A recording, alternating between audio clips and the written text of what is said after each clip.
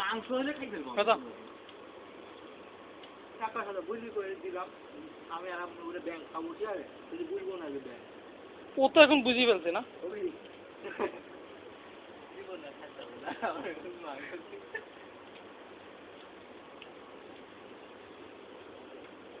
অনেক কবুতর দিন কবুতর চারটি লোকের জন্য এত বড় 5 টাকা দাম নিতে চালাইছি তাতে 3টি ডাব্বা কিনে এসেছে না কেকড়া খায় রে কেকড়া এইটা আমি যে ছাড়বো ইন্টারনেটে কিছুতেই আমি হইবে না ভাই যা খাই না মাসুদরা না কত খাইতে পারিস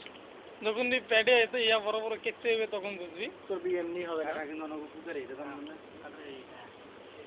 বুঝতে একটু ঘুরান আপনারা সবাই ব্যাংকের এই যে পা দেখছেন পা পুটকি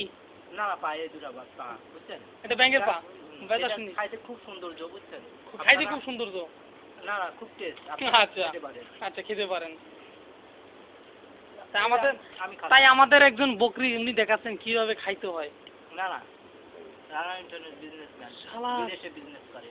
হ্যাঁ কাঁকড়া বিশিষ্ট কাঁকড়া ব্যবসায়ী এই শালা খাইয়ে ঠোঁট মোট কি করেছে রে আপনারা সবাই রাতে ডিউটি যাওয়ার আগে মতার কাঁকড়া খাবেন তাহলে ডিউটি ভালো করতে পারবেন পেশা ভালো করে আসবে মদ কি করবেন আপনারা সবাই আমার ধারে ক্যামেরা ধরে মদ আপনারা বোতলে পড়বেন বেদা একটু ডালে দে তো সাইকেল ডালে দাস না এই যে দেখছেন না পেন্সিল বোতল এর ভিতরে মদ ভরা আছে মদ ভরা আছে মদ যার দাম বাংলাদেশে এটার দাম ৬০০০ টাকা সব সারা মিথ্যে কথা এই ভিডিও উঠে যাবে